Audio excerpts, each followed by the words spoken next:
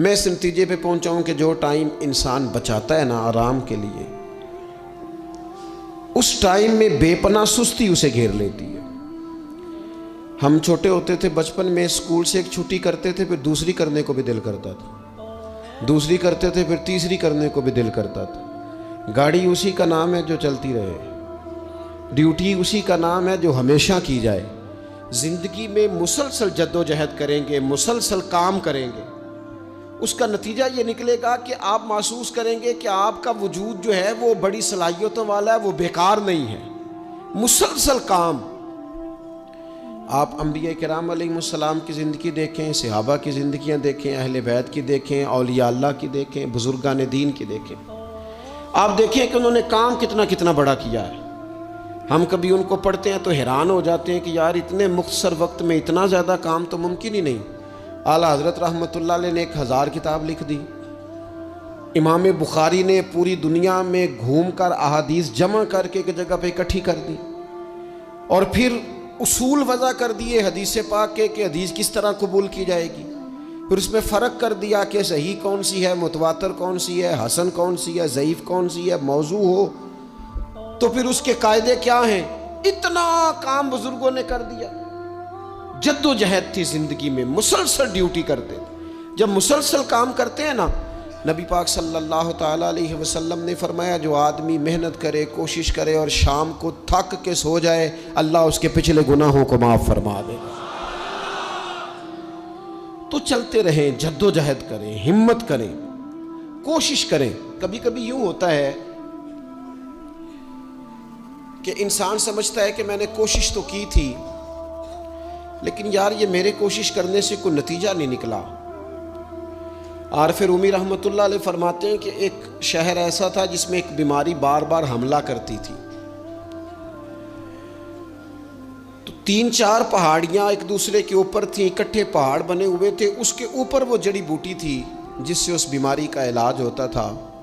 تو کئی حکیموں نے بتایا کہ اگر وہ جڑی بوٹی حاصل کر لی جائے تو تمہارے شہر کے لوگ صحت یاب ہو سکتے ہیں، پر وہ 4 پہاڑیاں اوپر نیچے، اور پھر ڈھلان بڑی سیدھی تھی، جو پیر رکھتا پھسل جاتا، کوئی جرت ہی نہ کرتا اوپر جانے کی، لیکن لوگ بیمار تھے، تکلیف میں تھے۔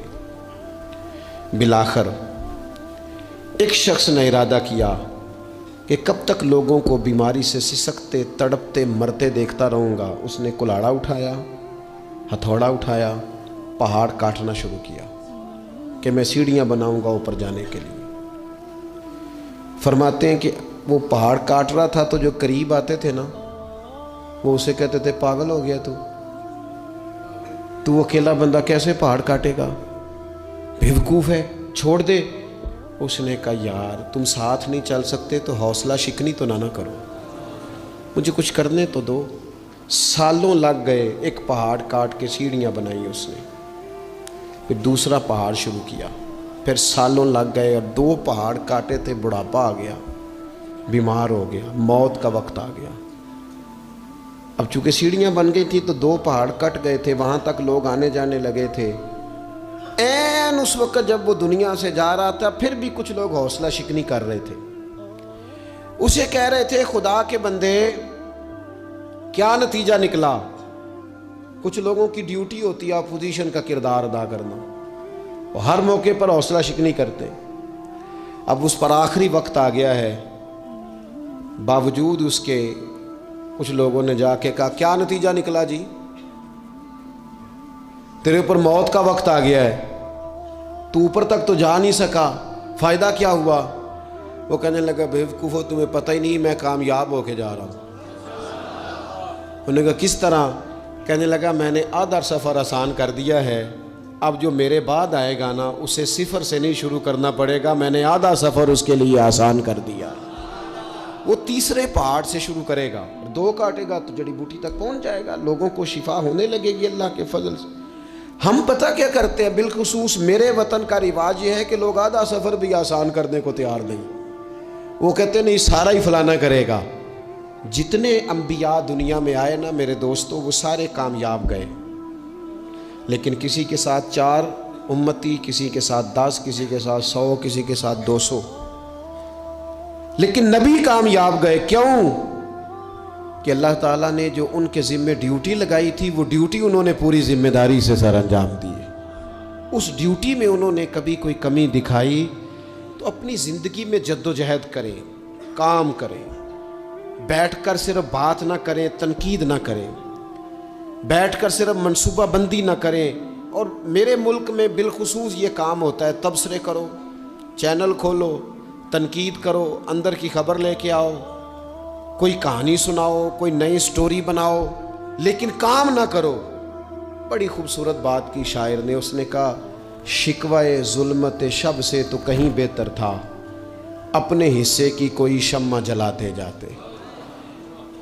لوگ تعلیم نہیں حاصل کر رہے تو بھئی آپ ایک بچے کا خرچ اٹھا لیں، کسی غریب کا آپ اسے پڑھا دیں، ایک بندہ تو آپ کی وجہ سے تعلیم یافتہ ہو جائے۔ لوگوں کو کھانا نہیں مل رہا، بھوکوں مر گئے لوگ، حکومتیں کچھ نہیں کر رہی، آپ 10 بندوں کی ذمہ داری اٹھا لیں، آپ غریبوں کو دیکھ لیں، 10 لوگوں کے گھر میں آپ کھانا پہنچانا شروع کریں۔